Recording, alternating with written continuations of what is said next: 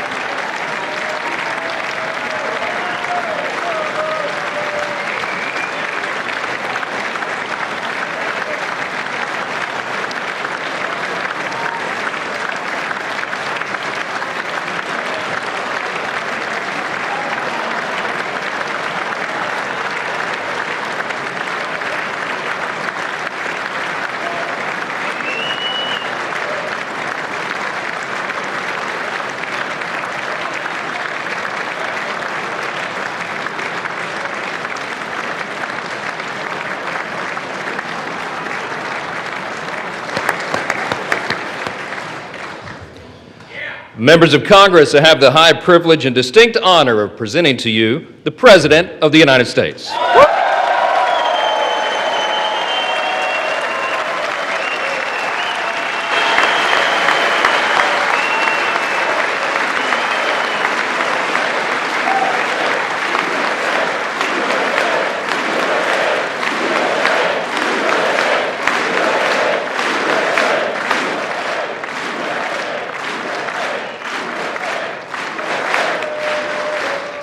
Well, thank you very much, everybody. It's really an honor.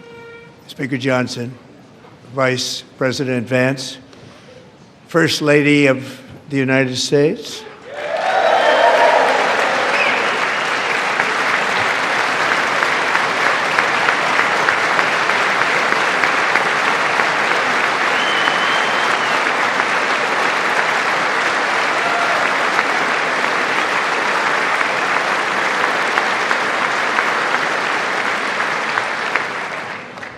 Second Lady of the United States.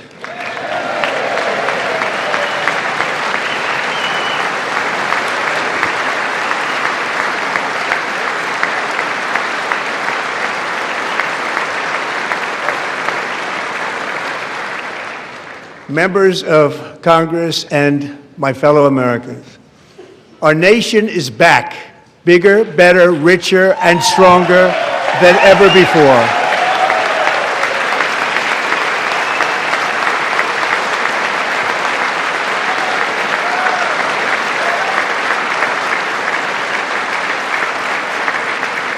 Less than 5 months from now, our country will celebrate an epic milestone in American history, the 250th anniversary of our glorious American independence. This July 4th, we will mark 2.5 centuries of liberty and triumph, progress and freedom in the most incredible and exceptional nation ever to exist on the face of the earth. And you've seen nothing yet. We're going to do better and better and better. This is the golden age of America.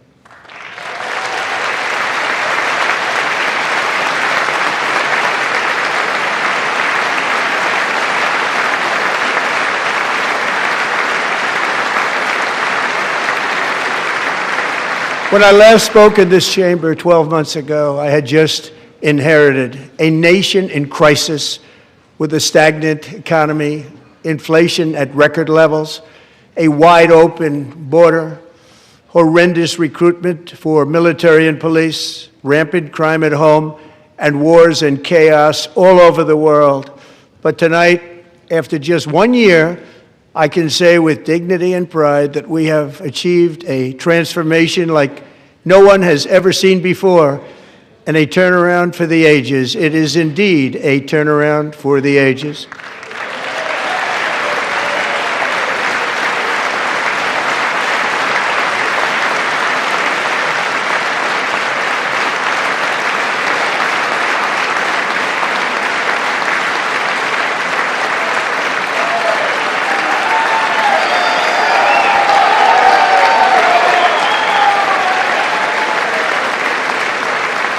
And we will never go back to where we were just a very short time ago. We're not going back. Today our border is secure.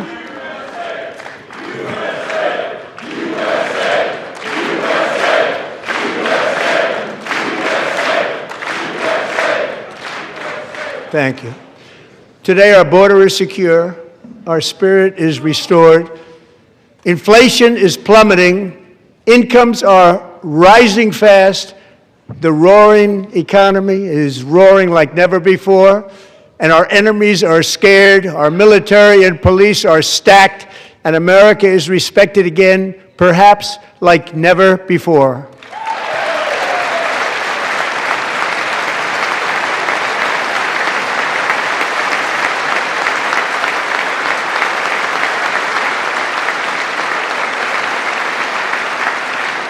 After 4 years in which millions and millions of illegal aliens poured across our borders, totally unvetted and unchecked, we now have the strongest and most secure border in American history by far.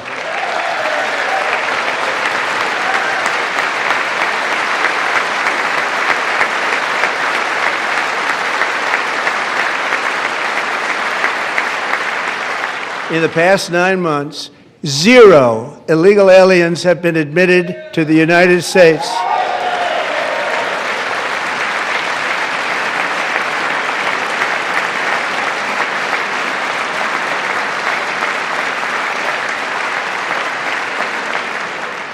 But we will always allow people to come in legally, people that will love our country and will work hard to maintain our country.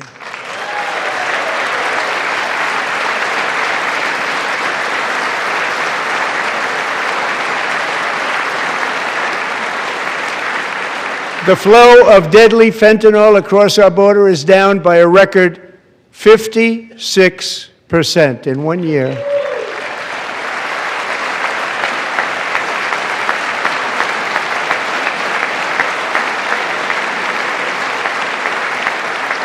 And last year, the murder rate saw its single largest decline in recorded history. This is the biggest decline, think of it, in recorded history, the lowest number in over 125 years, year 1900. In fact, substantially before my wonderful father, I had a wonderful father, Fred, before he was born, substantially before he was born.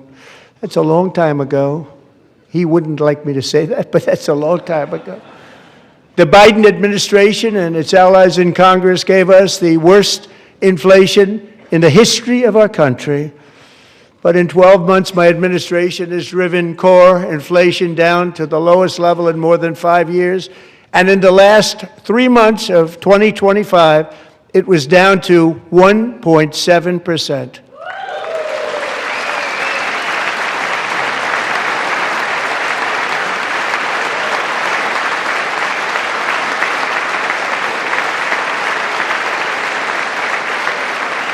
Gasoline, which reached a peak of over $6 a gallon in some states under my predecessor, it was quite honestly a disaster, is now below $2.30 a gallon in most states, and in some places, $1.99 a gallon. And when I visited the great state of Iowa just a few weeks ago, I even saw $1.85 a gallon for gasoline.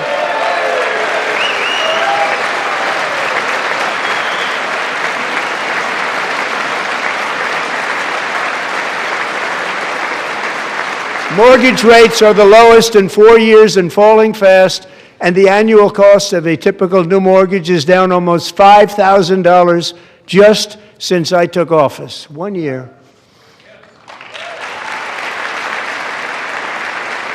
And low interest rates will solve the Biden-created housing problem well, at the same time protecting the values of those people who already own a house that really feel rich for the first time in their lives. We want to protect those values. We want to keep those values up. We're going to do both. And we are going to keep it that way. The stock market has set 53 all-time record highs since the election. Think of that, 1 year. Boosting pensions, 401ks, and retirement accounts for the millions and millions of Americans. They're all gaining. Everybody's up, way up. In 4 long years, the last administration got less than $1 trillion in new investment in the United States. And when I say less, substantially less. In 12 months, I secured commitments for more than $18 trillion pouring in from all over the globe.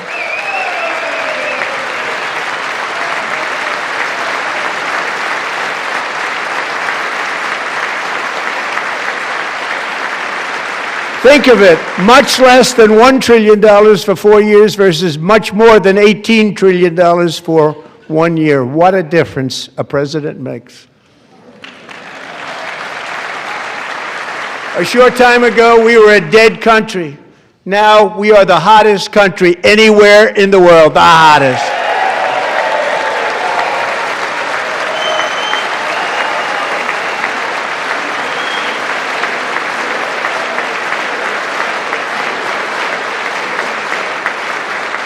As thousands of new businesses are forming and factories, plants, and laboratories are being built, we have added 70,000 new construction jobs in just a very short period of time. It's getting bigger and bigger and stronger. Nobody can believe what they're watching. American oil production is up by more than 600,000 barrels a day, and we just received from our new friend and partner, Venezuela, more than 80 million barrels of oil.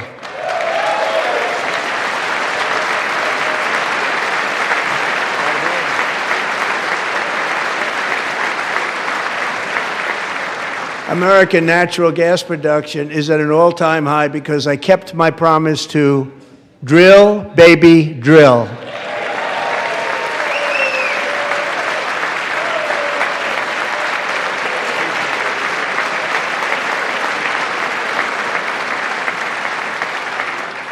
More Americans are working today than at any time in the history of our country. Think about that. Any time in the history of our country, more working today. And 100% of all jobs created under my administration have been in the private sector.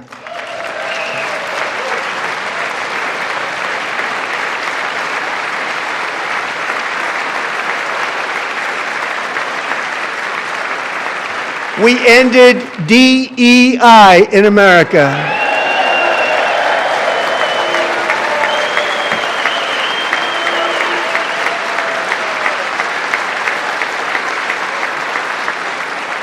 We cut a record number of job-killing regulations, and in 1 year we have lifted 2.4 million Americans, a record, off of food stamps.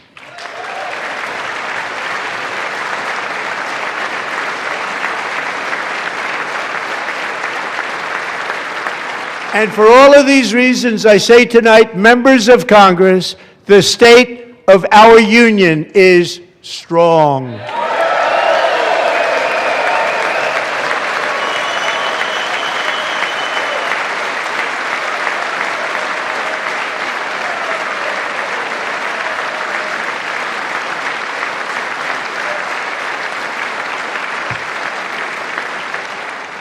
Our country is winning again. In fact, we're winning so much that we really don't know what to do about it. People are asking me, please, please, please, Mr. President, we're winning too much. We can't take it anymore. We're not used to winning in our country. Until you came along, we're just always losing, but now we're winning too much.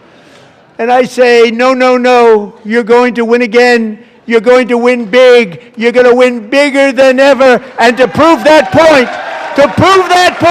here with us tonight is a group of winners who just made the entire nation proud. The men's gold medal Olympic hockey team. Come on in.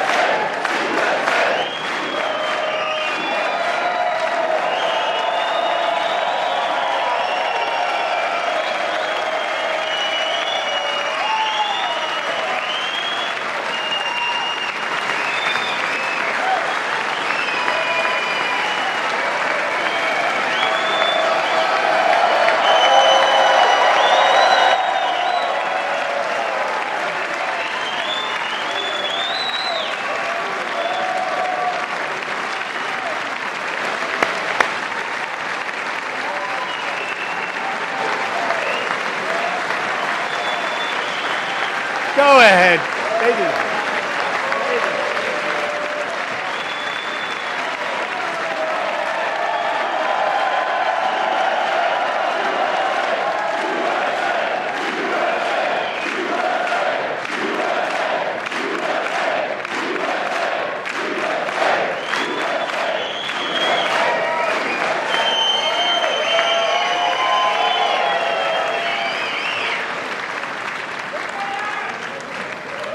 That's the first time I've ever seen them get up.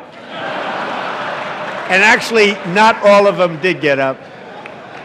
But they beat a fantastic Canadian team in overtime, as everybody saw, as did the American women who will soon be coming to the White House.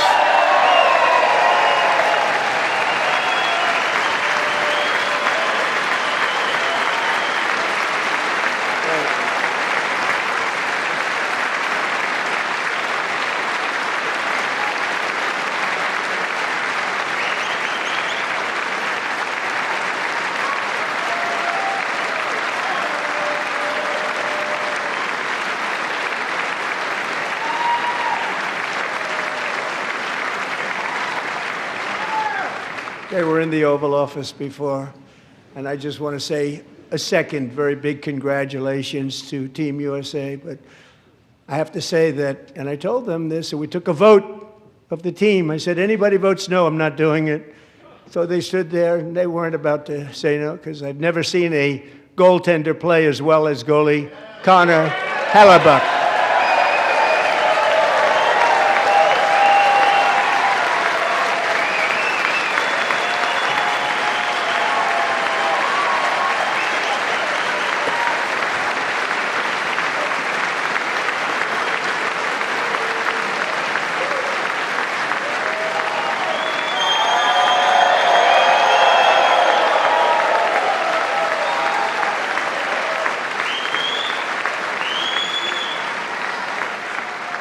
Think of it, 46 shots on goal, and I asked him, the one shot, the one where you put your stick in the back and it hit the neck of your stick and bounced off, do you practice that, or was that a little lucky? He refused to answer that question. But I just want to tell you that the members of this great hockey squad will be very happy to hear, based on their vote and my vote, and in this case my vote was more important, that I will soon be presenting Connor with our highest civilian honor, which we will be given and which has been given to many athletes over the years. But when I say many, not too many, like 12, it's called the highest civilian honor in our country, the Presidential Medal of Freedom.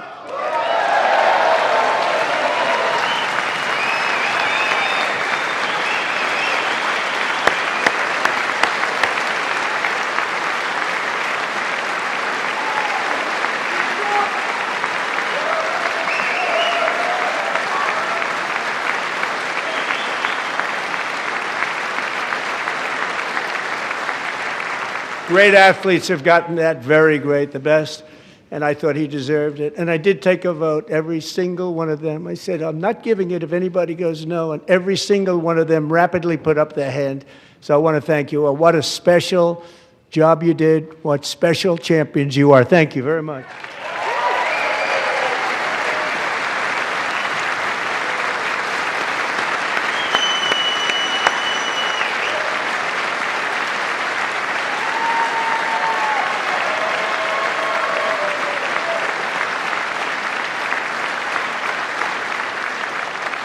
I'm also pleased to say that the next time the Olympic torch is lit, it will be here in America for the 2028 Olympics, and it's the summer version right in Los Angeles. We're going to do a good job in Los Angeles.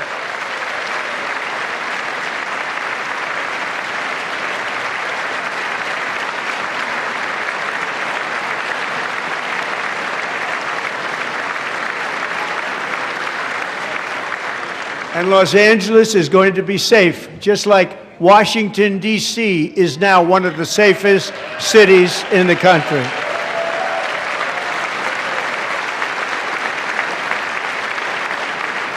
And this year, and I must say I got them both. I got them in my first term, and I was disappointed because I didn't think I'd be the president when this happened. But strange things took place. And now I've got them because I got the Olympics and I got the 2026 FIFA World Cup, and I wanted to claim the 250th, but I didn't get away with that one. I couldn't claim that one for myself. But we're getting the World Cup, so we have the World Cup and the Olympics coming, and that is exciting news.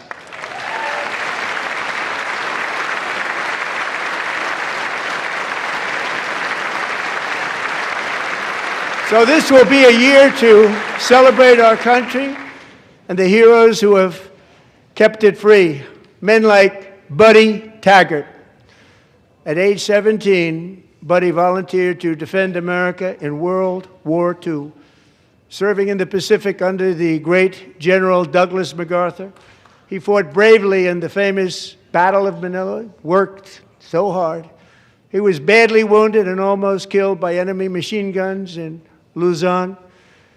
And 81 years ago this month, he liberated the largest internment camp in the Philippines, one of the largest anywhere in the world. Buddy earned many honors, including a Purple Heart and a Bronze Star, came home, started a family, and tonight he is in the gallery looking forward to July 4th, 2026, his 100th birthday.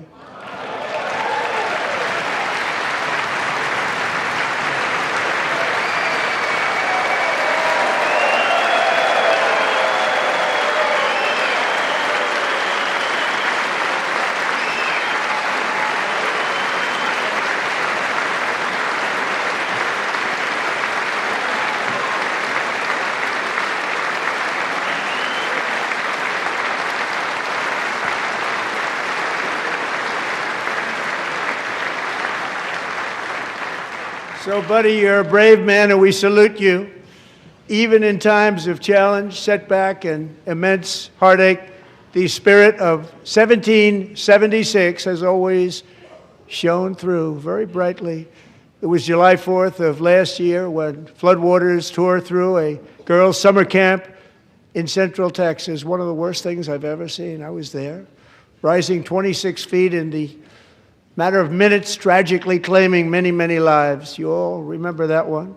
As the waters threatened to sweep her away, 11-year-old Millie Kate McClelland closed her eyes and prayed to God. She thought she was going to die. Those prayers were answered when Coast Guard rescue swimmer Scott Ruskin descended from a helicopter above. Nobody knew where he came from. It was Scott's first ever rescue mission, a young guy, but very brave, very, very top, always top in his class. And he lifted not just Millie Kate, but 164 others to safety.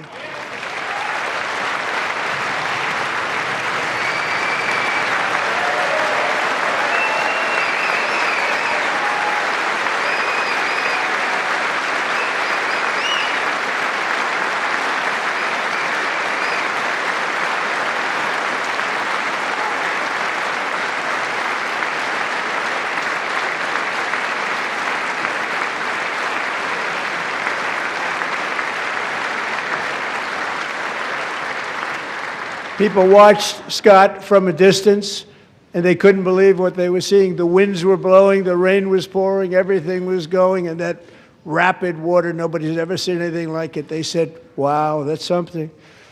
Tonight, Scott and Millie Kate are here together, reunited for the very first time. Thank you, Scott, Millie Kate.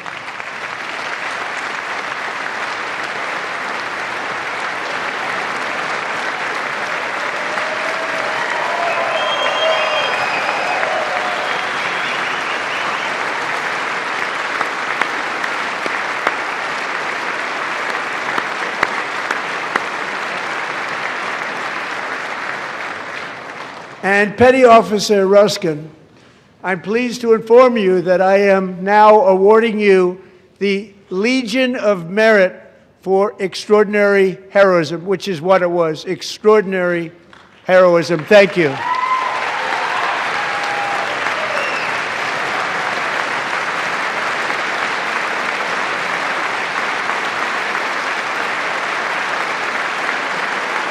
And I'd like to have the military aide to please come down and take care of the service. Military aide, thank you very much. Take care of that very important service. Thank you very much. From 1776 to today, every generation of Americans has stepped forward to defend life, liberty, and the pursuit of happiness. And they're really doing it for the next generation. But now it's our turn. Together we're building a nation where every child has the chance to reach higher and go further, where government answers to the people, not the powerful, and where the interests of hardworking American citizens are always our first and ultimate concern. That is the debt we owe to the heroes who came before us, and that is the promise we must keep to America for our 250th year. Last year, I urged this Congress to begin the mission by passing the largest tax cuts in American history, and our Republican majorities delivered so beautifully. Thank you, Republicans.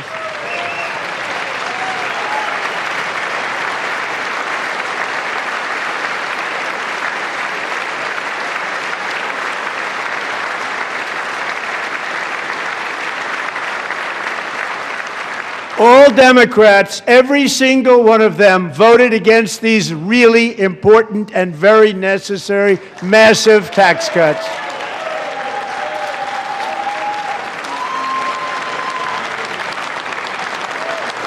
They wanted large-scale tax increases to hurt the people instead. But we held strong, and with the great, big, beautiful bill, we gave you no tax on tips, no tax on overtime, and no tax on Social Security for our great seniors.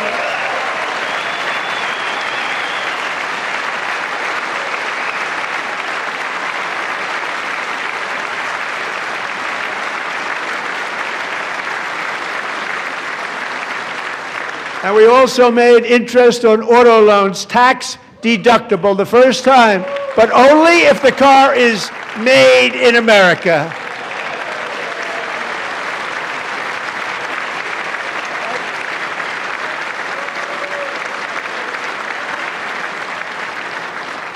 Recently in Pennsylvania, I met Megan Hemhauser, a devoted mom who's homeschools her children, beautiful, 2 children, during the day while waiting tables at night as her husband works overtime operating very heavy equipment.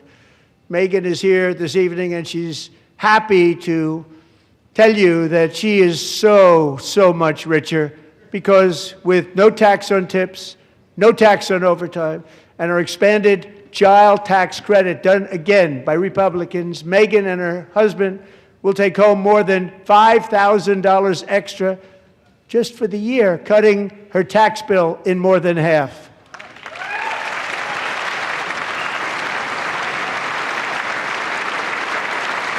Megan, please stand up. We're fighting for you, Megan.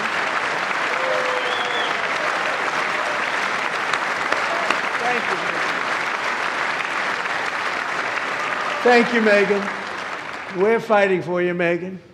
Under our bill, parents like Megan can also activate their children's brand new Trump accounts. And I didn't name it. I did not name that.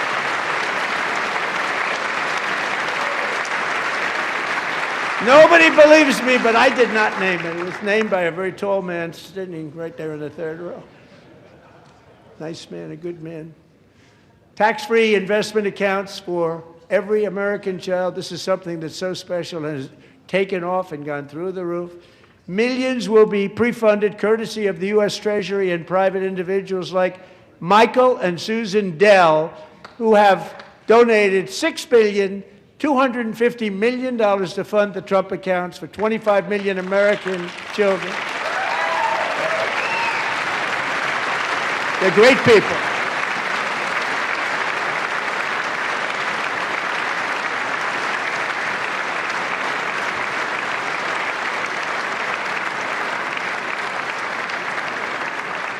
When I asked Michael Dell, how do you make all that money? He said, well, I just sat on my dorm in school, and I made computers, and I'd sell them to people, and I just kept selling and selling and selling, and pretty amazing story. That's called the American dream. He sold a lot of computers, a lot of those laptops, so I congratulate him on that, but I really thank him and Susan, as well as others like Brad Gerstner, a very tremendous guy. He was behind it right from the beginning. Brad Gerstner. Thank you, Brad.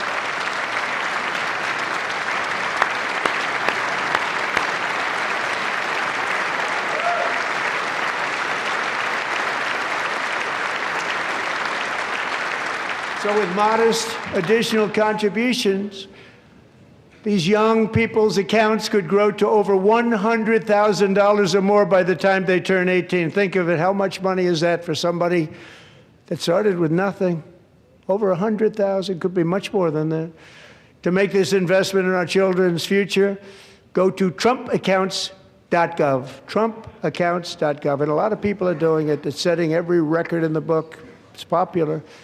They knew what it was going to take. I'm so proud of them. I'm so proud of the people that got it started.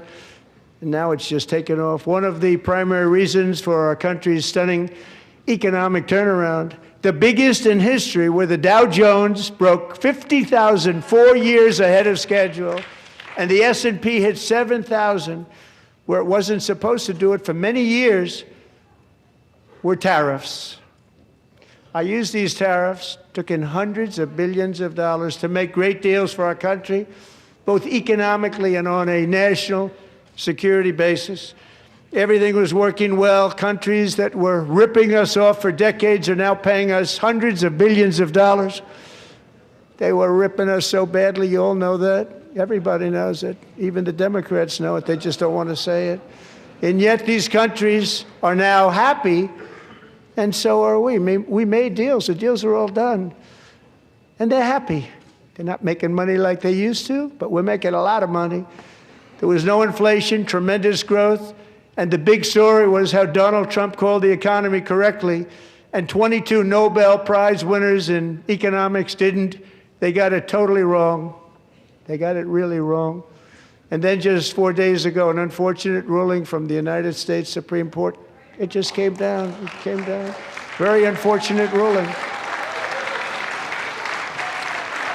But the good news is that almost all countries and corporations want to keep the deal that they already made, right, Scott? Knowing that the legal power that I, as president, have to make a new deal could be far worse for them, and therefore they will continue to work along the same successful path that we had negotiated before the Supreme Court's unfortunate involvement. So despite the disappointing ruling, these powerful, country-saving, it's saving our country, the kind of money we're taking in, peace-protecting. Many of the wars I settled was because of the threat of tariffs. I wouldn't have been able to settle them without. Will remain in place under fully approved and tested alternative legal statutes. And they have been tested for a long time. They're a little more complex, but they're actually probably better, leading to a solution that will be even stronger than before. Congressional action will not be necessary. It's already time-tested and approved. And as time goes by, I believe the tariffs paid for by foreign countries will, like in the past, substantially replace the modern-day system of income tax, taking a great financial burden off the people that I love.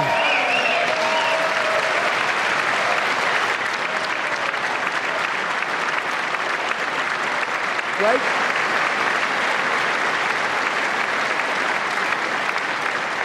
Moving forward, factories, jobs, investment, and trillions of dollars will continue pouring into the United States of America because we finally have a president who puts America first. I put America first. I love America.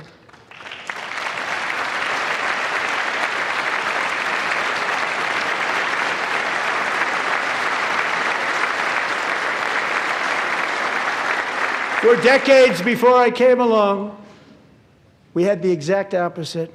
From trade to healthcare, from energy to immigration, everything was stolen and rigged in order to drain the wealth out of the productive, hardworking people who make our country great, who make our country run. Under Biden and his corrupt partners in Congress and beyond, it reached a breaking point with the Green New scam, open borders for everyone.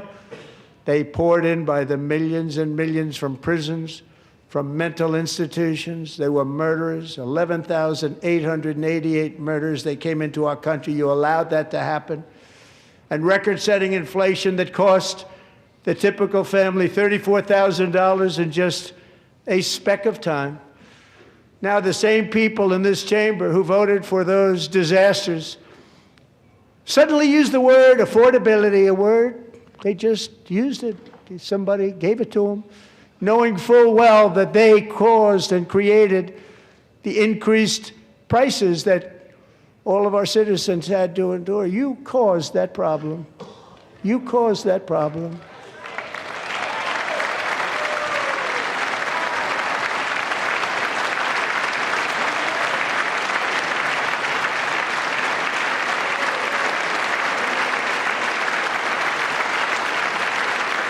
They knew their statements were a lie. They knew it.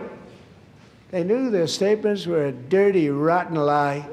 Their policies created the high prices Our policies are rapidly ending them. We are doing really well. Those prices are plummeting downward.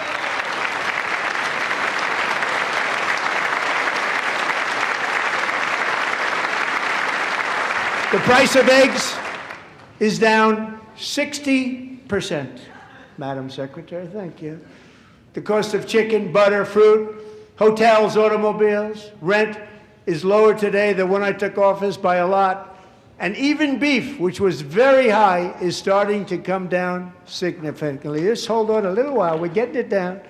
And soon you will see numbers that few people would think were possible to achieve just a short time ago.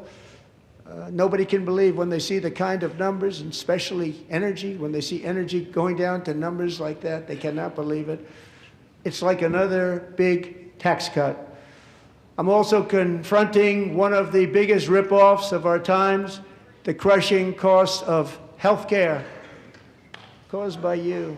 Since the passage of the Unaffordable Care Act, sometimes referred to as Obamacare, big insurance companies have gotten rich. It was meant for the insurance companies, not for the people. With our government giving them hundreds and hundreds of billions of dollars a year as their stock prices soared 1,000, 1,200, 1,400, and even 1,700%, like nothing else. That's why I introduced the great health care plan. I want to stop all payments to big insurance companies and instead give that money directly to the people so they can buy their own health care, which will be better health care at a much lower cost.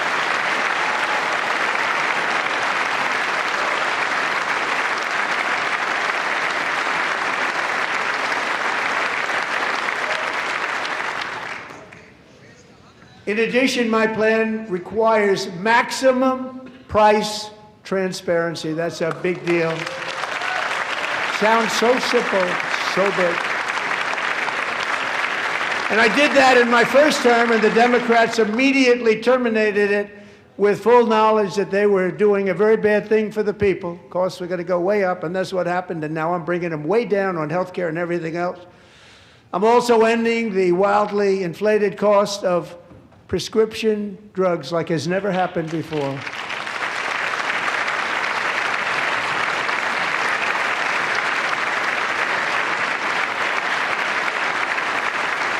Other presidents tried to do it, but they never could. They tried. Most didn't try, actually. But they tried. They said they tried. They couldn't do it. They didn't even come close. They were all talk and no action, but I got it done. Under my just enacted most favored nation agreements, Americans who have for decades paid by far the highest prices of any nation anywhere in the world for prescription drugs will now pay the lowest price anywhere in the world for drugs. Anywhere, the lowest price.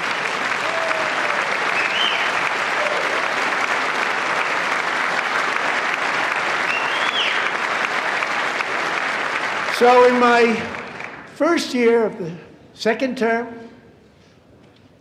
should be my third term, but strange things happen.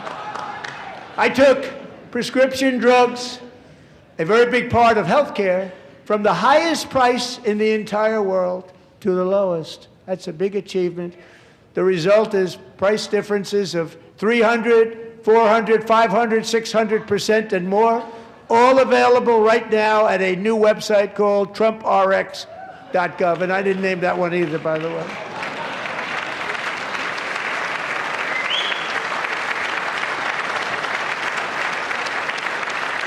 And here tonight is the very first customer ever to get that big discount, and it is big, Catherine Rayner.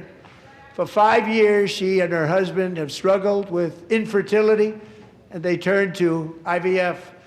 One drug has been costing Catherine $4,000 to purchase, but a few weeks ago, she logged onto the TrumpRx website and got that same drug that cost $4,000, got it for under $500.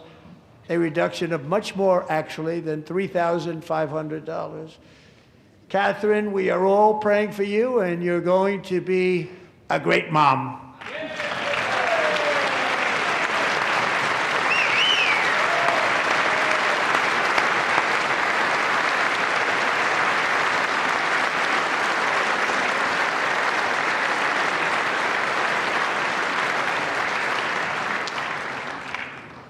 So now I'm calling on Congress to codify my most favored nation program into law. Now, the one thing, I'm not sure it matters because it's going to be very hard for somebody that comes along after me to say, let's raise drug prices by 700 or 800%. But John and Mike, if you don't mind, codify it anyway. They may do it. Codify it anyway. Thank you. Many Americans are also concerned that energy demand from AI data centers could unfairly drive up their electric utility bills.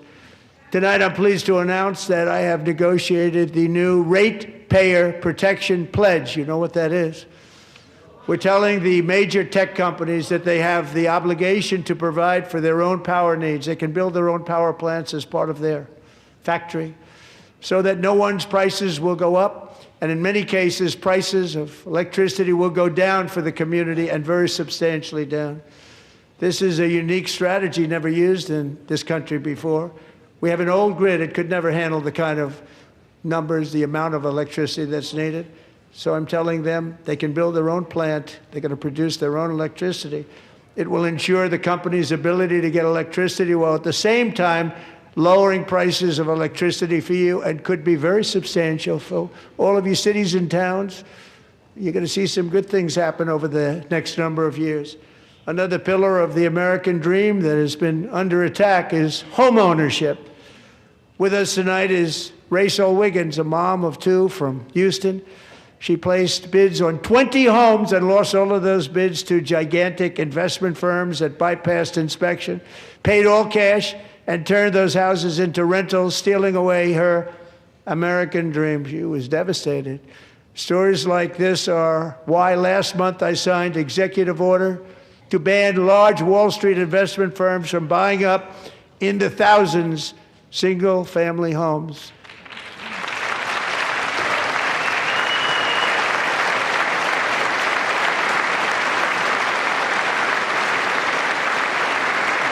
And now I'm asking Congress to make that ban permanent because homes for people, really, that's what we want. We want homes for people, not for corporations. Corporations are doing just fine. Rachel, thank you very much. Good luck with your home. You'll get one soon.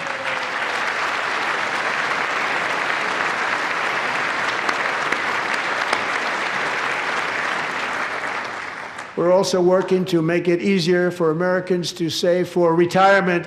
And under this administration, we will always protect Social Security and Medicare. They are not protecting it for our seniors. We will always protect Social Security, Medicare, Medicaid.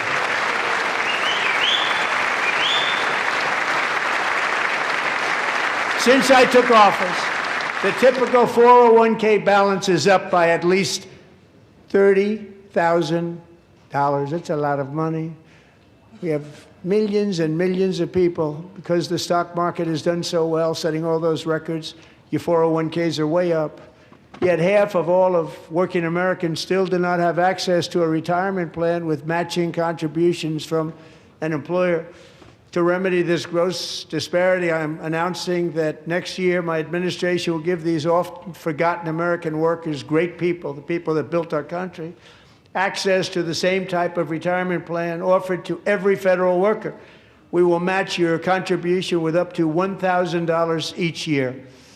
As we ensure that all Americans can profit from a rising stock market, let's also ensure that members of Congress cannot corruptly profit from using insider information.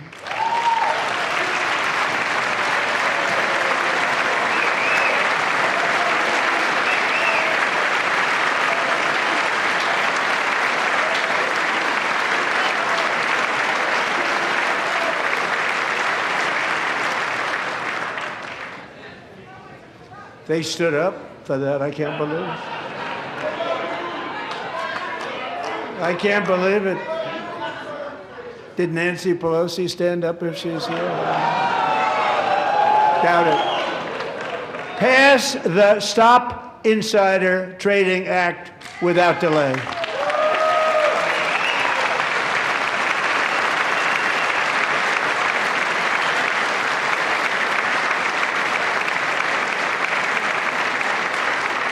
I wasn't sure if anybody even on this side was going to applaud for that. I'm very impressed. Thank you. I'm very impressed. But when it comes to the corruption that is plundering, it's plundering America. There's been no more stunning example than Minnesota, where members of the Somali community have pillaged an estimated $19 billion from the American taxpayer. Oh, we have all the information. And in actuality, the number is much higher than that. And California, Massachusetts, Maine, and many other states are even worse. This is the kind of corruption that shreds the fabric of a nation, and we are working on it like you wouldn't believe. So tonight, although started 4 months ago, I am officially announcing the war on fraud to be led by our great Vice President J.D. Vance.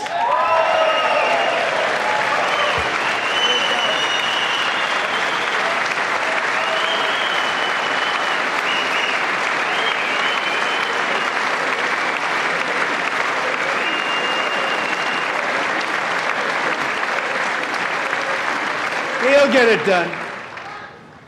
And if we're able to find enough of that fraud, we will actually have a balanced budget overnight. It'll go very quickly. That's the kind of money you're talking about. We'll balance our budget. The Somali pirates who ransacked Minnesota remind us that there are large parts of the world where bribery, corruption, and lawlessness are the norm, not the exception. Importing these cultures through unrestricted immigration and open borders brings those problems right here to the USA. And it is the American people who pay the price in higher medical bills, car insurance rates, rent, taxes, and perhaps most importantly, crime. We will take care of this problem. We're going to take care of this problem. We are not playing games. Delilah.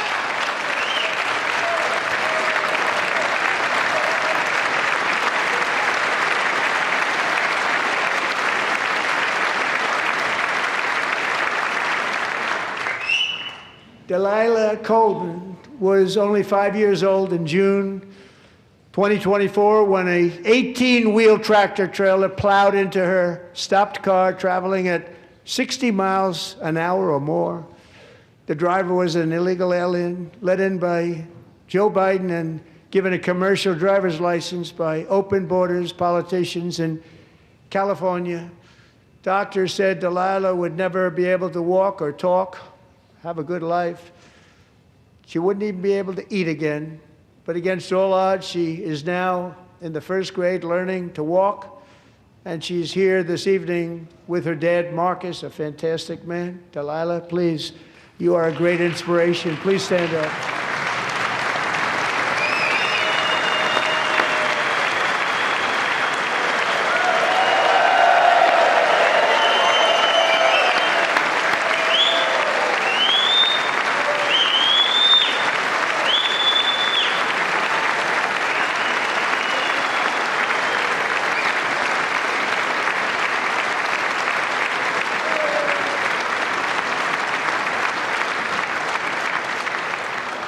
Thank you, Delilah.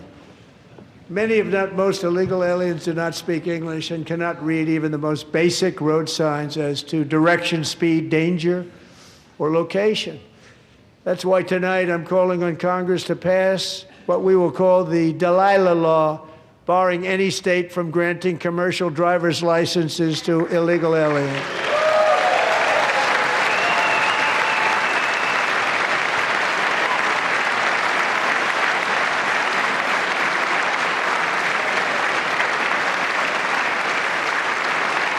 And yesterday, as you probably saw at the White House, I hosted a ceremony with Americans who lost their treasured loved ones to the scourge of illegal immigration. People came into our country, how we allowed this to happen with our open borders. These are the angel moms and families that for decades our government betrayed and our media totally ignored. It was terrible. Hard to believe, actually. In 2023, a 16-year-old high school cheerleader named Elizabeth Medina was supposed to perform in her town's Christmas parade, but she never arrived. Her mother, Jacqueline, went home to look for her, and she found her lying dead in a bathtub bleeding profusely after being stabbed 25 times. Lizbeth's killer was a previously arrested illegal alien who had broken in and brutally extinguished the brightest light in her family's life, violently and viciously. Her heartbroken mother is in the gallery to remind everyone in this chamber exactly why we are deporting illegal alien criminals to our country at record numbers, and we're getting them the hell out of here fast. We don't want them.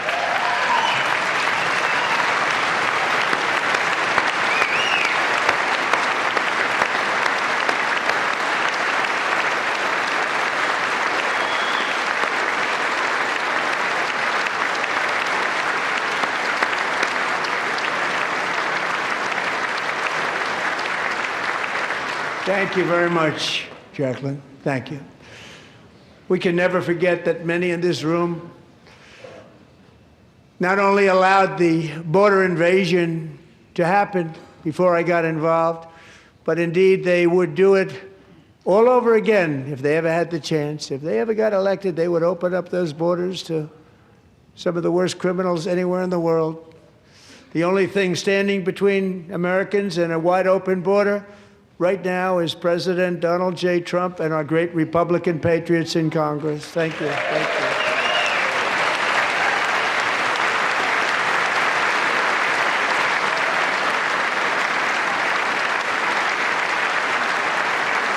As we speak, Democrats in this chamber have cut off all funding for the Department of Homeland Security. It's all cut off. It's all cut off. They have instituted another Democrat shutdown, the first one costing us 2 points on GDP. 2 points we lost on GDP, which probably made them quite happy, actually. Now they have closed the agency responsible for protecting Americans from terrorists and murderers. Tonight I'm demanding the full and immediate restoration of all funding for the border security, homeland security of the United States, and also for helping people clean up their snow. We have no money because of the Democrats, and it would be nice, we'd love to give you a hand at cleaning it up, but you gave no money. Nobody's getting paid. It's a shame. So you have to think about it. We have, in case you didn't know, a pretty large snowstorm out there. One of the great things about the State of the Union is how it gives Americans the chance to see clearly what their representatives really believe. So tonight I'm inviting every legislator to join with my administration in reaffirming a fundamental principle. If you agree with this statement, then stand up and show your support. The first duty of the American government is to protect American citizens, not illegal aliens.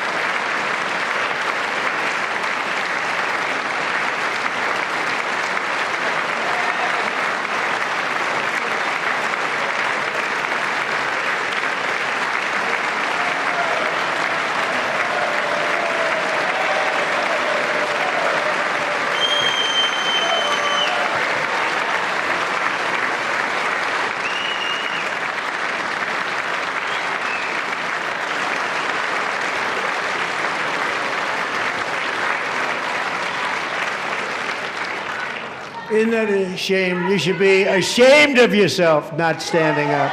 You should be ashamed of yourself. That is why I'm also asking you to end deadly sanctuary cities that protect the criminals and enact serious penalties for public officials who block the removal of criminal aliens.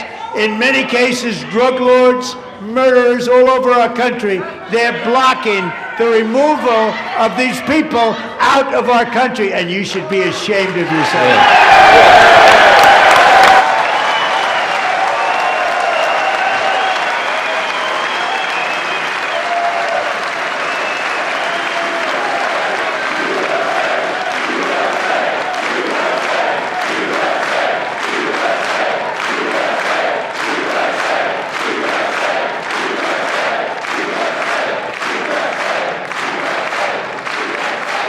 And perhaps most importantly, I'm asking you to approve the Save America Act.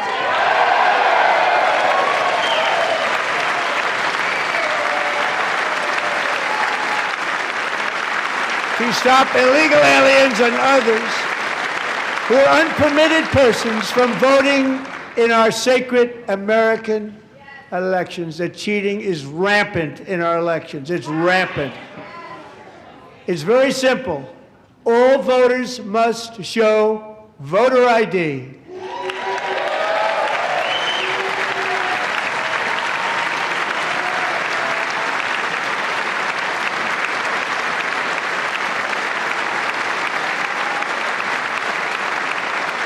All voters must show proof of citizenship in order to vote.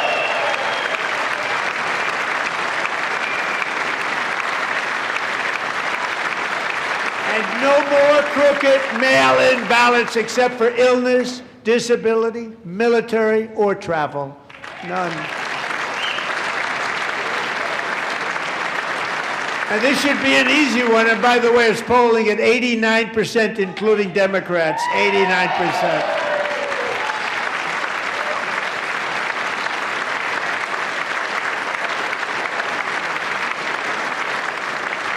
And even the new communist mayor of New York City, I think he's a nice guy, actually. Speak to him a lot. Bad policy, but nice guy. Just said they want people to shovel snow. They got hit hard. Wants them to shovel snow, but if you apply for that job, you need to show 2 original forms of ID and a Social Security card. Yet they don't want identification for the greatest privilege of them all, voting in America. No, it's no good. No good.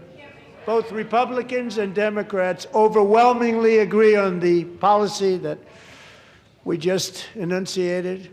And Congress should unite and enact this common sense, country-saving legislation right now, and it should be before anything else happens.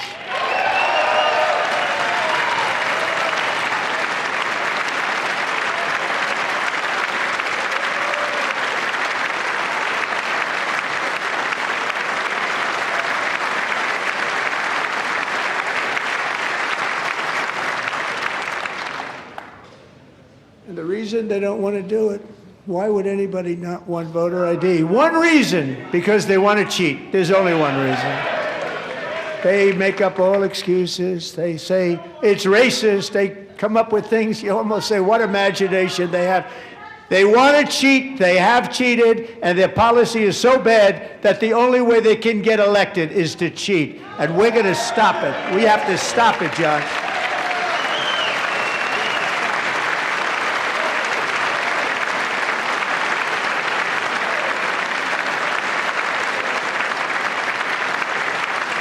And here is one more opportunity to show common sense in government. In the gallery tonight are Sage Blair and her mother, Michelle. In 2021, Sage was 14 when school officials in Virginia sought to socially transition her to a new gender, treating her as a boy and hiding it from her parents. Hard to believe, isn't it? Before long, a confused Sage ran away from home after she was found in a horrific situation in Maryland A left-wing judge refused to return Sage to her parents because they did not immediately state that their daughter was their son. Sage was thrown into an all-boys state home and suffered terribly for a long time. But today, all of that is behind them because Sage is a proud and wonderful young woman with a full-ride scholarship to Liberty University. Sage and Michelle, please stand up.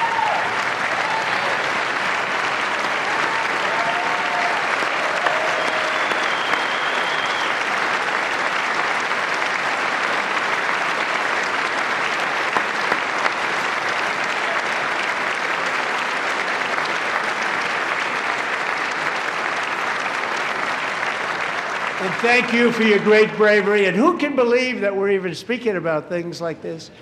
15 years ago, if somebody was up here and said that, they'd say, what's wrong with him? But now we have to say it because it's going on all over numerous states without even telling the parents. But surely we can all agree no state can be allowed to rip children from their parents' arms and transition them to a new gender against the parents' will. Who would believe that we're even talking about this? We must ban it, and we must ban it immediately.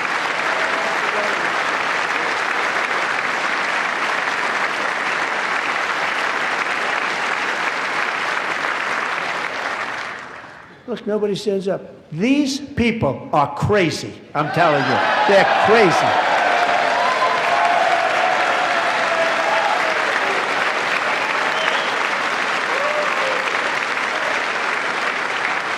Amazing. Boy, oh boy. We're lucky we have a country. With people like this, Democrats are destroying our country, but we've stopped it just in the nick of time, didn't we?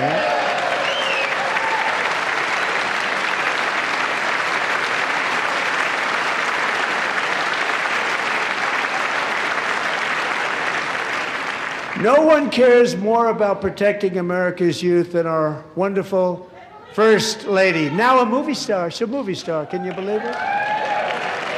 Who would have believed that? Over the past year, she has had an incredible impact championing AI legislation, advancing a landmark executive order on foster care, and helping secure $30 million to launch the Melania Trump Foster Youth to Independence Initiative. It's a tremendous, really a tremendous thing that happened and had a lot of bipartisan support. She gets much better bipartisan support than I do. I get none. She gets a lot. Someday you're going to have to tell me how you did that. And students and educators in every state have joined the First Lady's efforts in the presidential AI challenge, keeping America's next generation positioned to succeed and strongly succeed in the future. Tonight, we welcome two young people whose lives reflect the First Lady's impact, Sierra Burns and Everest Nevermont. Thank you both, and Melania, thank you. I know how hard you worked on it. Thank you very much.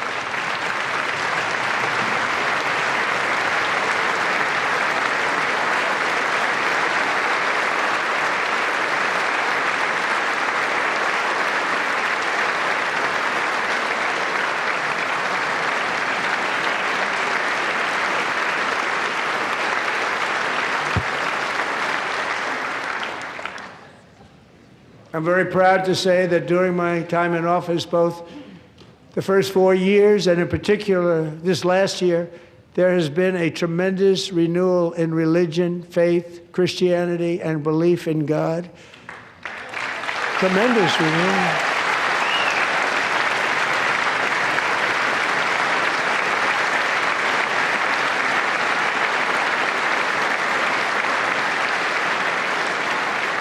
This is especially true among young people, and a big part of that had to do with my great friend, Charlie Kirk, a great guy, great man.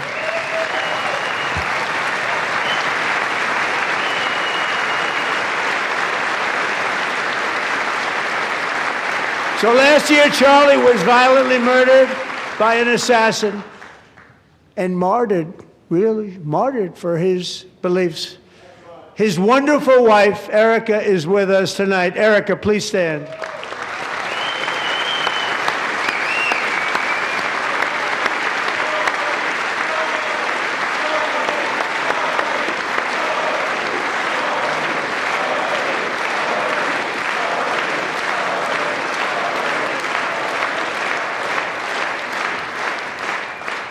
Thank you, Erica.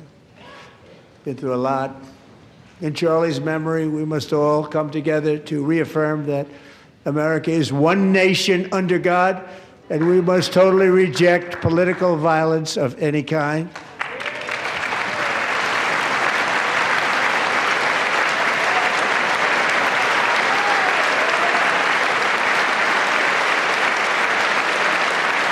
We love religion, and we love bringing it back, and it's coming back at levels that nobody actually thought possible. It's really a beautiful thing to see. Above all, unleashing America's promise requires keeping our communities safe. We have made incredible strides, yet dangerous repeat offenders continue to be released by pro-crime Democrat politicians again and again.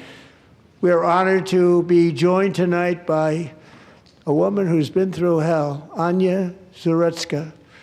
In 2022, she and her beautiful daughter, so beautiful, what a beautiful young woman, Irina, fled war-torn Ukraine to live with relatives near Charlotte, North Carolina. And by the way, what's going on with Charlotte?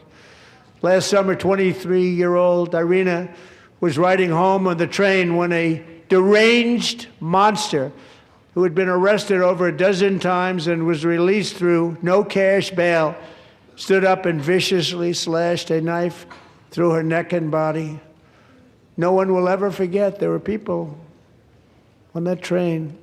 No one will ever forget the expression of terror on Irina's face as she looked up at her attacker in the last seconds of her life. She died instantly. She had escaped a brutal war only to be slain by a hardened criminal set free to kill in America, came in through open borders. Mrs. Zarutska, tonight I promise you we will ensure justice for your magnificent daughter, Irina.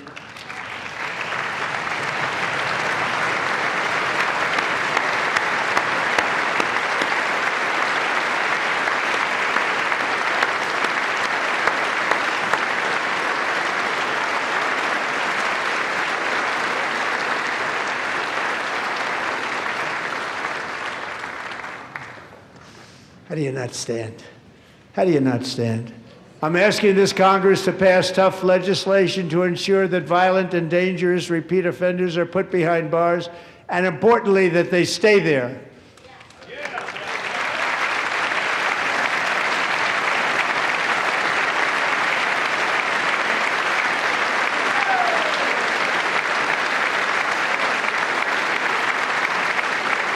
Starting last summer, I deployed our National Guard and federal law enforcement to restore law and order to our most dangerous cities, including Memphis, Tennessee, big success, New Orleans, Louisiana, big success, and our nation's capital itself, Washington, D.C., where we have almost no crime anymore in Washington, D.C. How did that happen?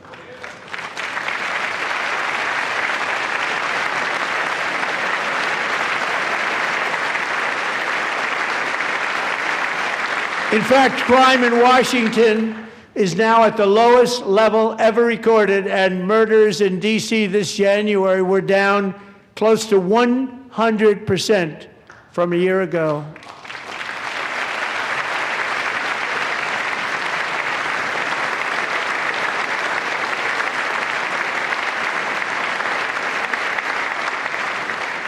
They don't like to hear that.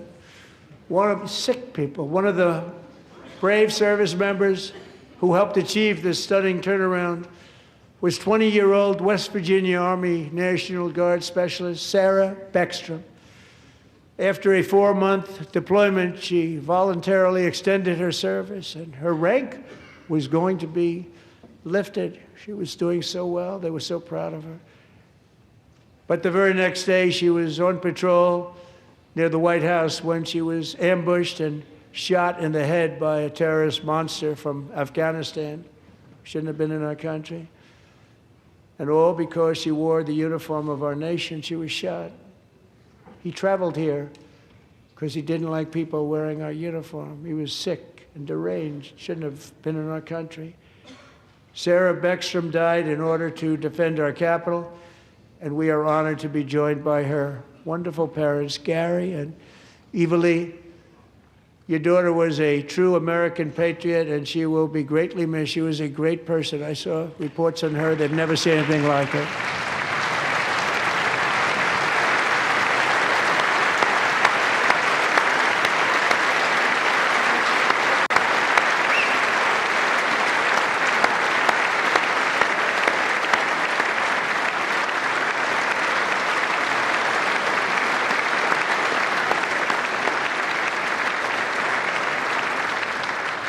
So sorry. Thank you very much. A great young lady. I saw reports that were like, perfect. She was perfect. Serving alongside Sarah that day was Staff Sergeant Andrew Wolf. The terrorist shot Andrew in the head, and no one thought he could possibly make it. The two of them, Sarah and Andrew, both shot violently in the head. Neither was expected to make it.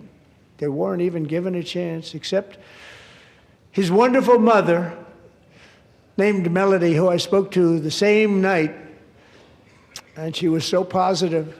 The doctors thought that Andrew was gone, but his mother said, no, Mr. President, Andrew will be fine. He's going to make it. I've never seen anything like it. I mean, he was given almost no chance. She said, I have no doubt, sir, he's going to be okay. This was a conversation that I had with her that night, with her son laying helplessly in bed, blood all over. Everybody is praying, she said, sir, he will be okay. The doctors did, and after looking at the results of the damage done, neither did I. She was so strong and conclusive that even Andrew's great father felt she didn't really understand the gravity of the situation. But she turned out to be right. Right, Melody? She turned out to be right.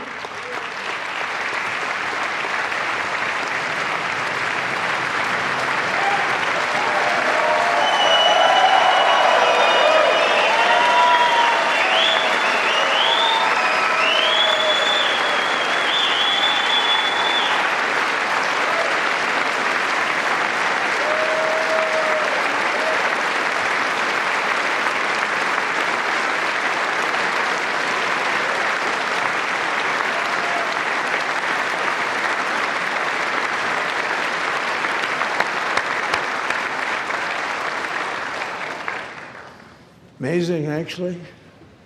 I said, where does this woman come from? She's the most positive person I've ever met. With God's help, Andrew has battled back from the edge of death, and we're talking about the edge of death, on his way to a miraculous recovery. He's got a little work to do, but he's doing great. Nice to see you. He's a good-looking guy. Nice to see you. Thanks, Andrew. Thank you very much.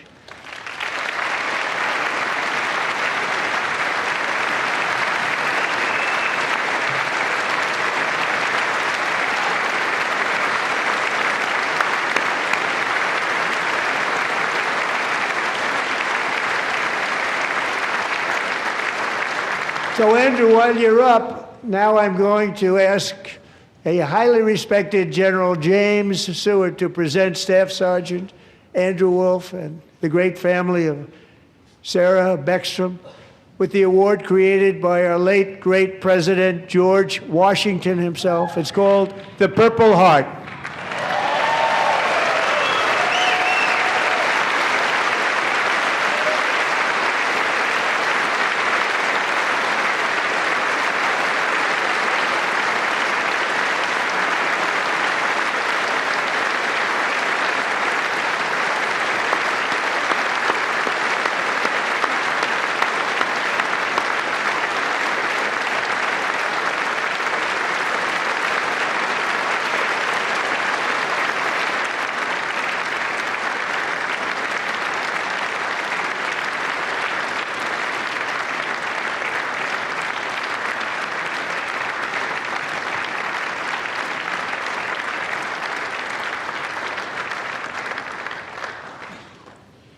We love you all.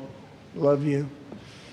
We're proudly restoring safety for Americans at home, and we are also restoring security for Americans abroad. Our country has never been stronger. My first 10 months, I ended 8 wars, including Cambodia. Isn't it funny?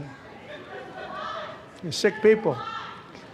Cambodia and Thailand, Pakistan and India. Would have been a nuclear war. 35 million people said the Prime Minister of Pakistan would have died if it were not for my involvement. Kosovo and Serbia, Israel and Iran, Egypt and Ethiopia, Armenia and Azerbaijan, the Congo and Rwanda, and of course the war in Gaza, which proceeds at a very low level. It's just about there.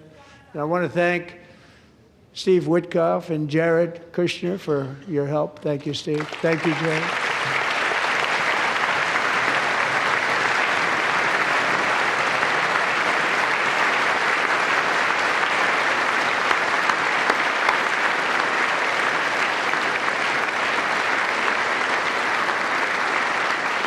And I also want to thank the man they report to, Secretary of State Marco Rubio. Thank you, Marco.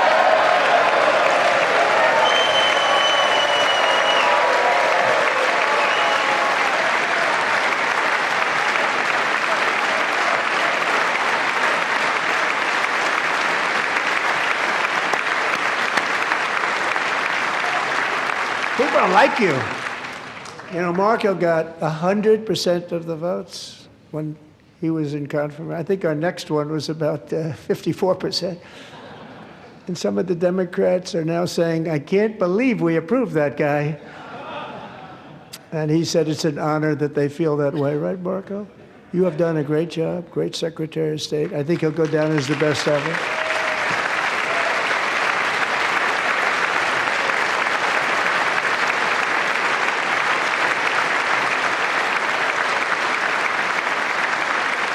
Under the ceasefire I negotiated, every single hostage, both living and dead, has been returned home. Can you believe that?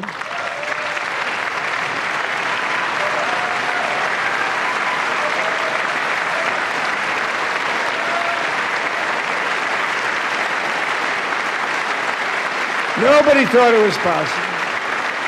Nobody thought that was possible.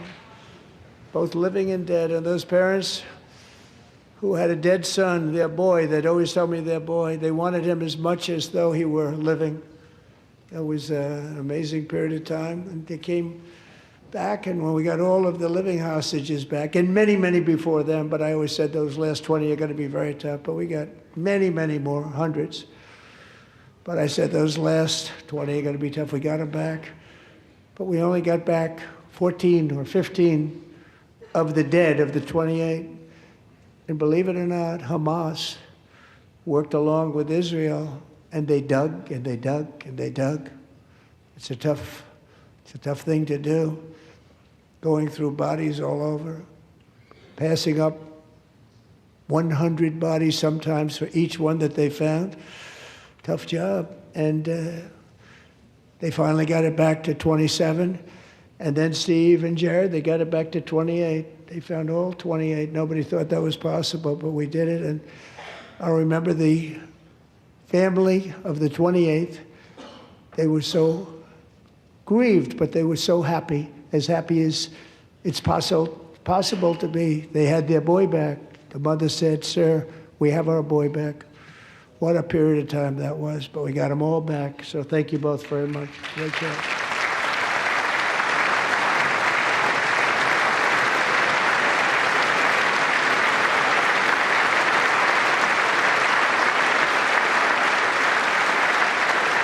And we're working very hard to end the 9th war, the killing and slaughter between Russia and Ukraine, where 25,000 soldiers are dying each and every month. Think of that, 25,000 soldiers are dying a month. A war which would have never happened if I were president, would have never happened. As president, I will make peace wherever I can, but I will never hesitate to confront threats to America wherever we must. That's why in a breakthrough operation last June, the United States military obliterated Iran's nuclear weapons program with an attack on Iranian soil known as Operation Midnight Hammer.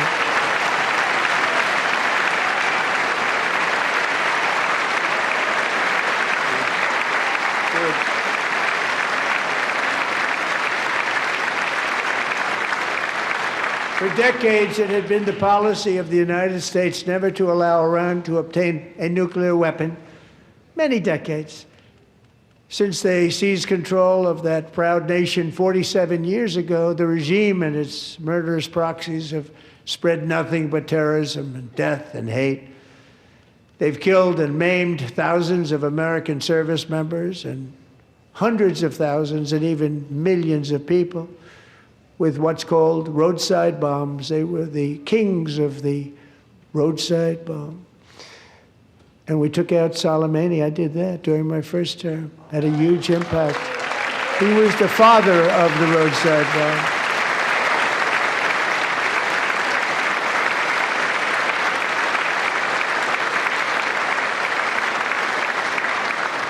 And just over the last couple of months with the protests, they've killed at least, it looks like, 32,000 protests. 32,000 protesters in their own country. They shot them and hung them. We stopped them from hanging a lot of them with the threat of serious violence. But this is some terrible people. They've already developed missiles that can threaten Europe and our bases overseas, and they're working to build missiles that will soon reach the United States of America. After Midnight Hammer, they were warned to make no future attempts to rebuild their weapons program, and in particular, nuclear weapons. Yet they continue, starting it all over. We wiped it out, and they want to start all over again, and are at this moment again pursuing their sinister ambitions. We are in negotiations with them. They want to make a deal, but we haven't heard those secret words. We will never have a nuclear weapon. My preference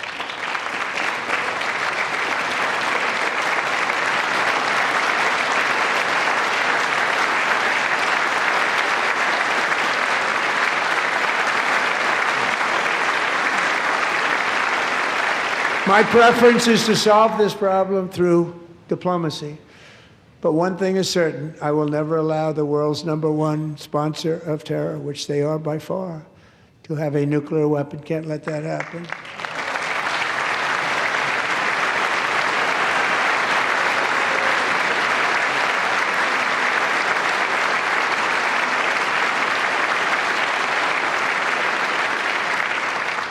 And no nation should ever doubt America's resolve.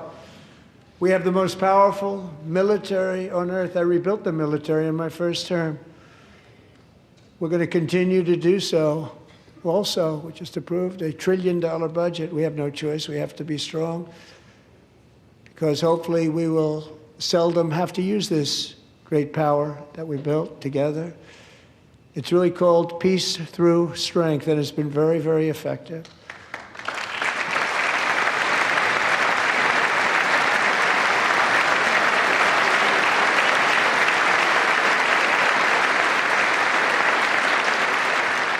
So thanks to Republicans in Congress, we're investing that record number of dollars, have no choice, in the United States Armed Forces. Also creating a lot of jobs, but we're not even doing it for that reason. Because as I said, we have more jobs, more people working today than ever before in the history of our country. And NATO countries are friends and allies. They are. They're our friends and they're our allies. Have just agreed, at my very strong request, to pay 5% of GDP for military defense rather than the 2%, which they weren't paying. We were paying for almost all of NATO. Now they're paying 5 as opposed to not paying 4.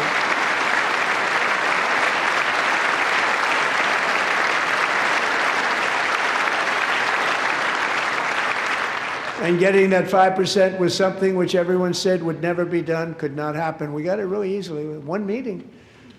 And big difference between 2% that's not paid. We were paying the freight of many of them. Very few were paid up. Now 5%, then they're paid. And everything we send over to Ukraine is sent through NATO, and they pay us in full. They pay us totally in full.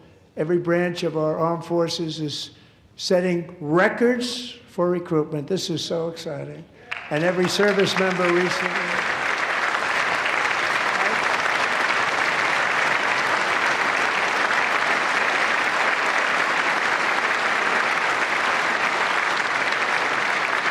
And every service member recently received a warrior dividend of $1,776.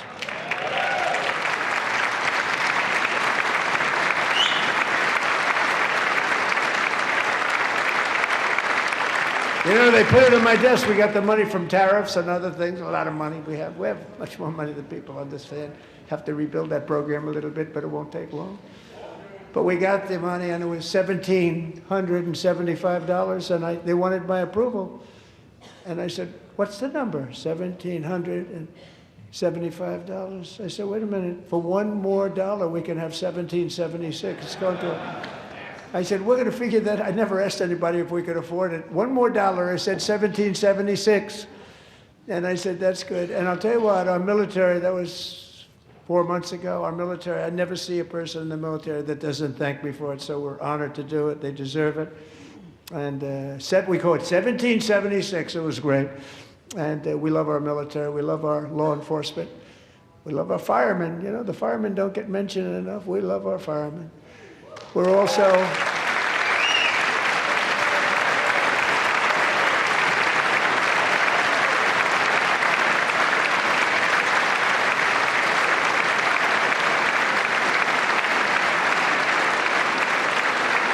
restoring American security and dominance in the Western Hemisphere, acting to secure our national interests and defend our country from violence, drugs, terrorism, and foreign interference. For years, large swaths of territory in our region, including large parts of Mexico, really large parts of Mexico, have been controlled by murderous drug cartels. That's why I designated these cartels as foreign terrorist organizations, and I declared illicit fentanyl as a weapon of mass destruction.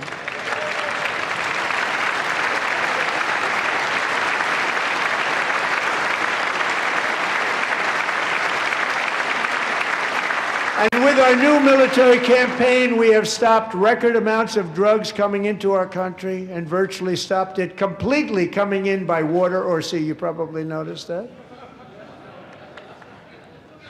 We very seriously damaged their fishing industry also. Nobody wants to go fishing anymore. We've also taken down one of the most sinister cartel kingpins of all. You saw that yesterday. In January,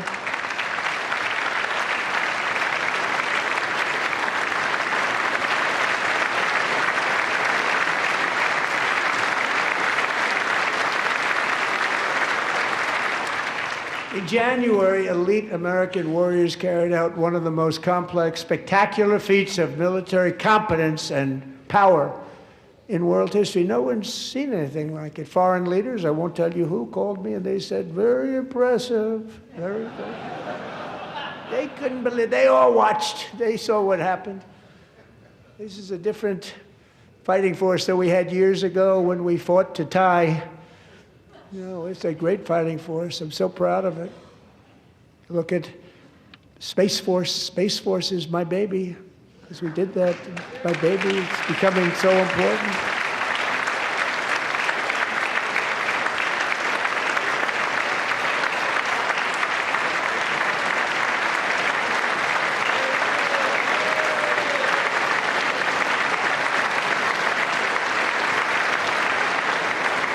And America's armed forces overwhelmed all defenses and utterly defeated an enemy, good fighters, to end the reign of outlaw dictator Nicolas Maduro and bring him to face American justice.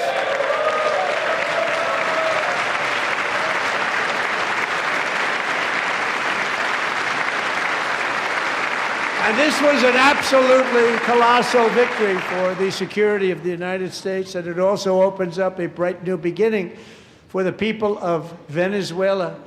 We're working closely with the new president of Venezuela, Delcy Rodriguez, to unleash extraordinary economic gains for both of our countries and to bring new hope to those who have suffered so terribly.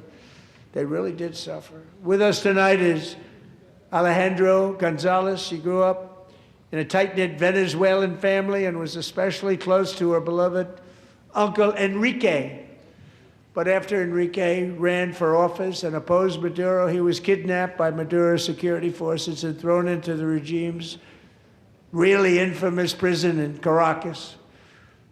Alejandro feared she would never see her uncle again. She feared for her own life also. But since the raid, we have worked with the new leadership, and they have ordered the closure of that vile prison and released hundreds of political prisoners already, with more to come. Alejandro, I'm pleased to inform you that not only has your uncle been released, but he is here tonight. We brought him over to celebrate his freedom with you in person. Enrique, please come down.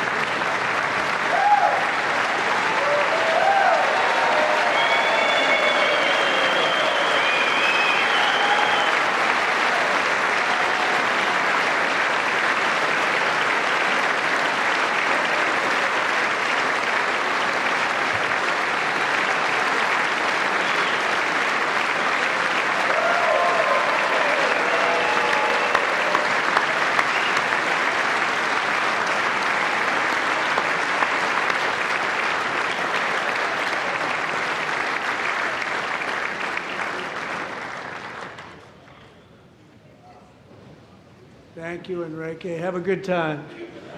Nice to have you back, Enrique. There were many heroes on that January raid to capture Maduro, really great heroes. It was very dangerous. They knew we were coming. They were all set. But the deeds of one warrior that night will live forever in the eternal chronicles of military valor.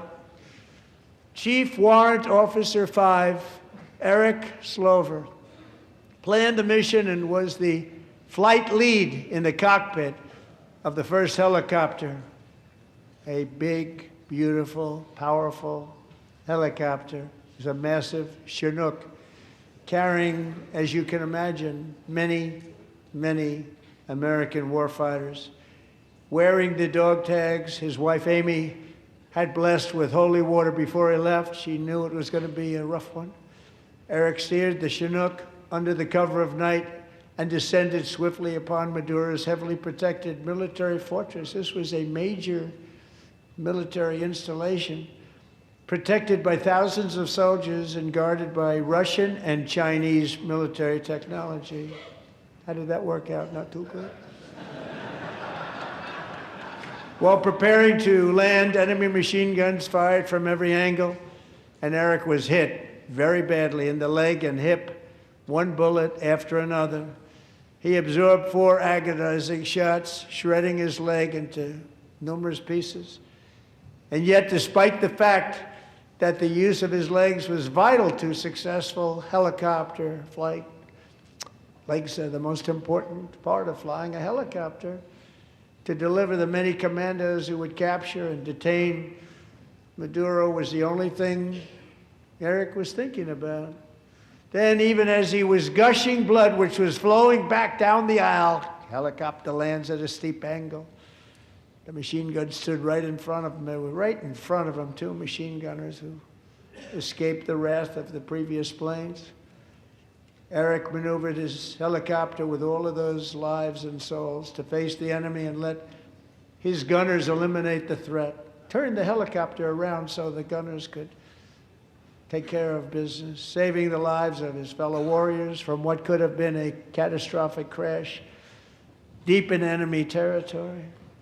Only after safely landing the helicopter with all the warriors aboard in the exact right spot, which was vital to the mission, we probably would have had to maybe cancel the mission if that didn't happen. Eric told his co-pilot, also wounded but not as gravely, to take over. I'm about ready to pass out. The success of the entire mission and the lives of his fellow warriors hinge on Eric's ability to take searing pain. It was unbelievable what's happened to his legs of the bullets and keep on flying and landing, and people knew what was happening. Everybody in the back of the helicopter knew because they saw the blood pouring down the aisle. Chief Warrant Officer Slover is still recovering from his serious wounds, but I'm thrilled to say that he is here tonight with his wife, Amy, Eric, and Amy. Come on in.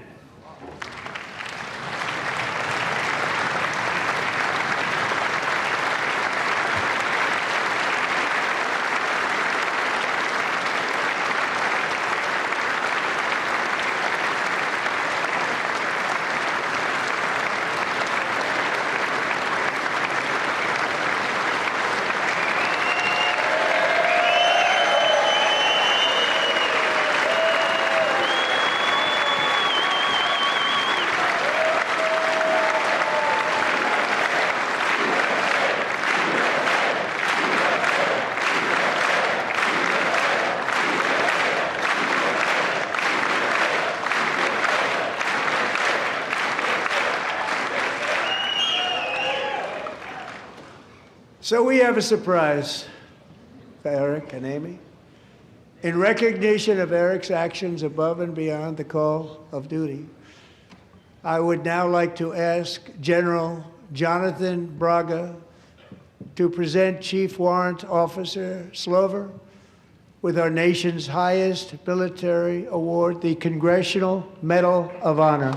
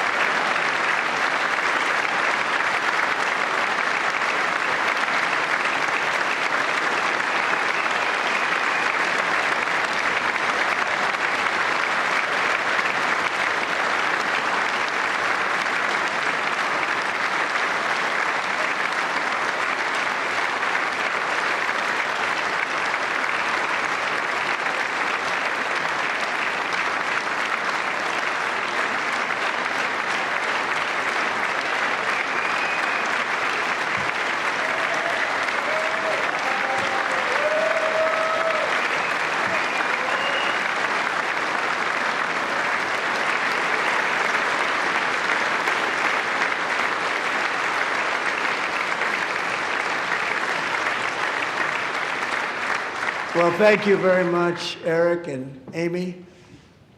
Great to get to know you. I met with them and with a lot of their fellow warriors at Fort Bragg recently. You notice the name Fort Bragg, we have it back, we brought it back. We won the First World War with it, the Second World War with it, and then they decided to change the name. So we changed it back.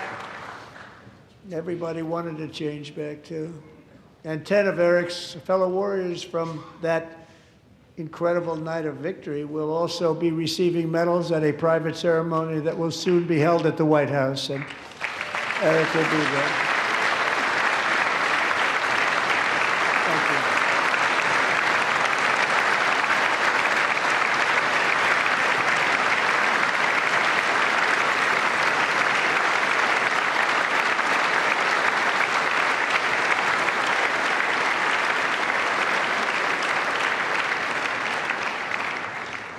Thank you, Eric.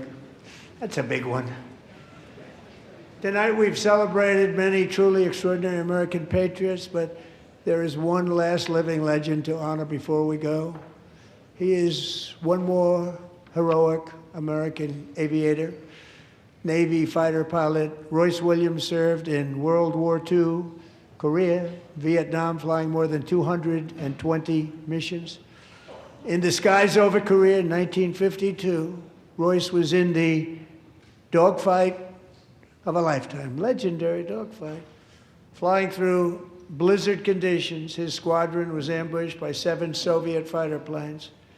It was his first aerial combat of the war, and despite being massively outnumbered and outgunned, Royce led the takedown of 4 enemy jets and almost destroyed the others, vanquishing his adversaries while taking 263 bullets to his own plane and being seriously hurt.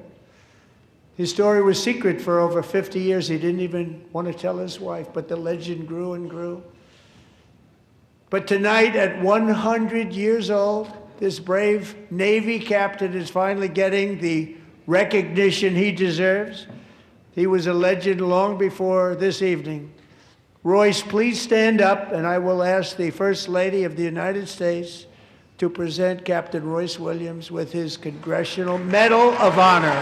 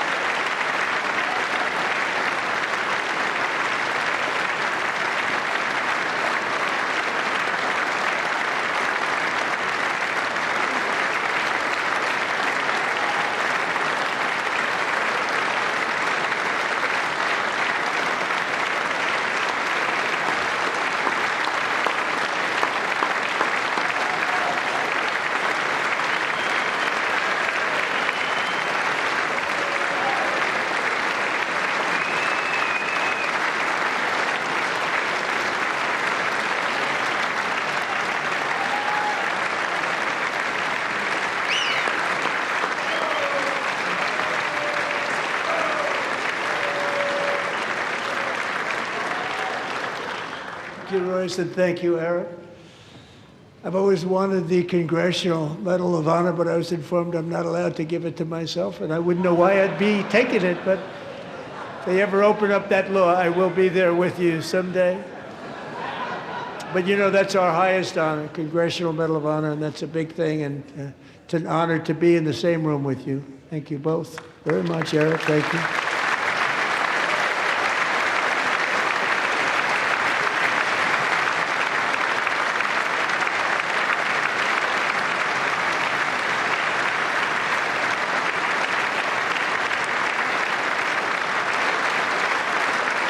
Thank you. 250 years is a long time in the life of a nation, but in another sense, it's really a mere moment in the eye of history. Two of the gentlemen we met in the gallery this evening took their first breaths 1 century ago, 100 years before that, on July 4th, 1826, the author of the Declaration of Independence, brilliant, Thomas Jefferson, drew his last breath.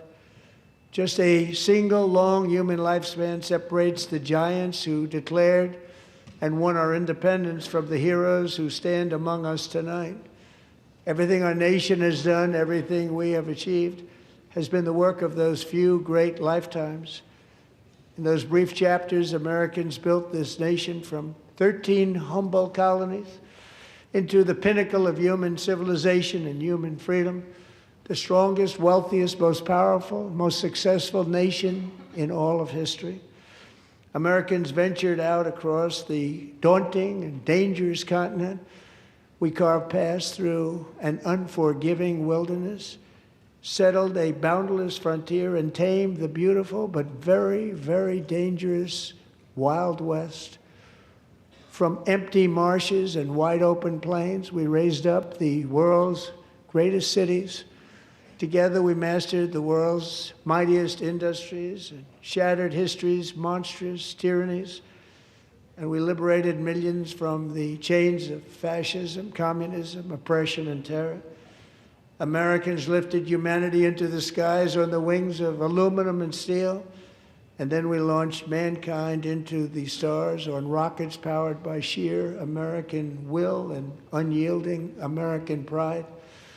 We wired the globe with our ingenuity. We captivated the planet with American culture.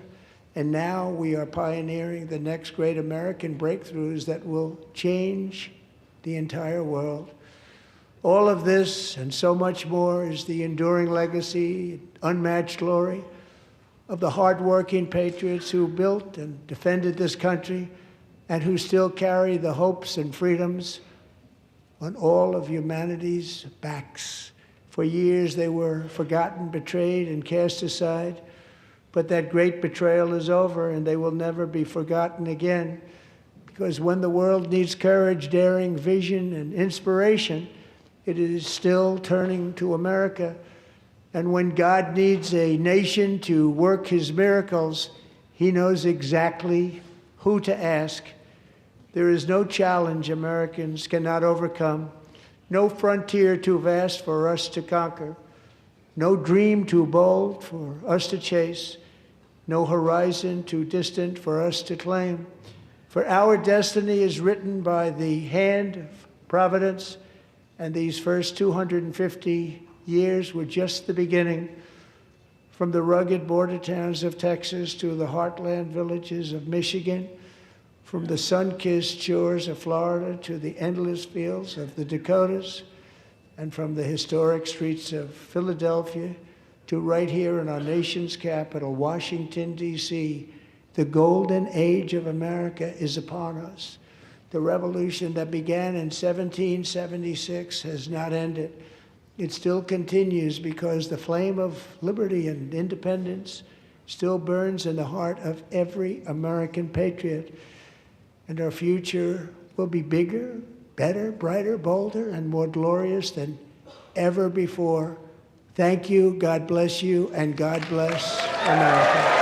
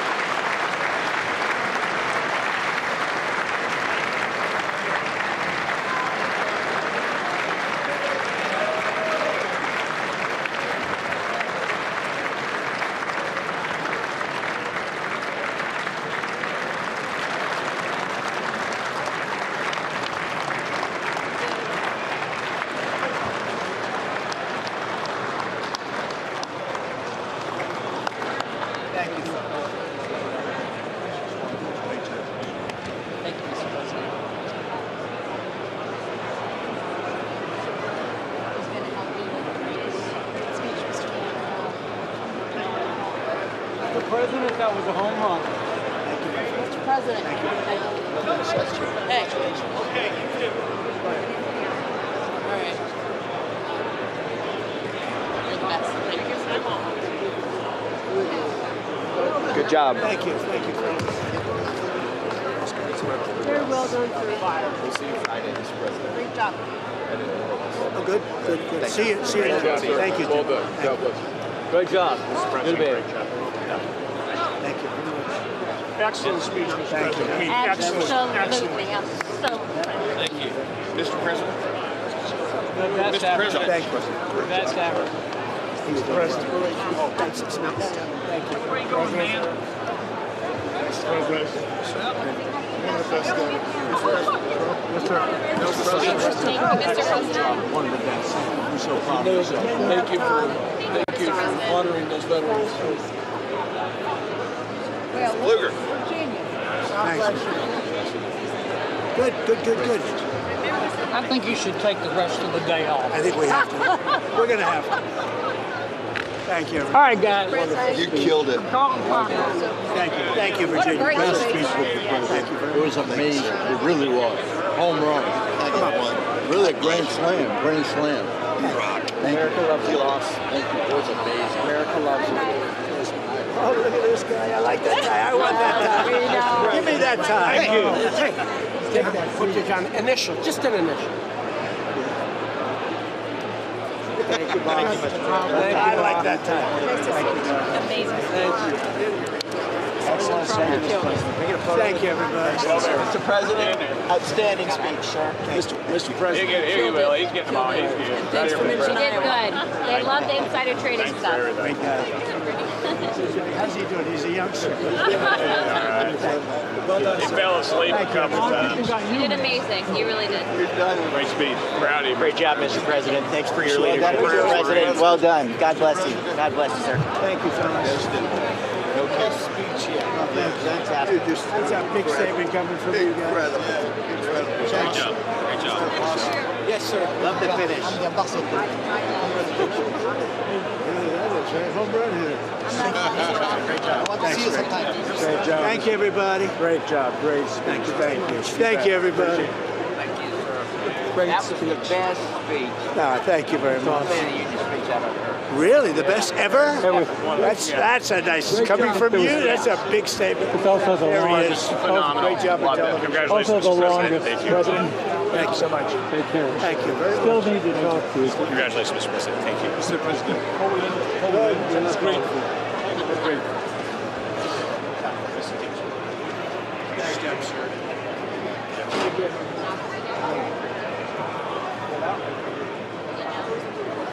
Yeah. Can we go out?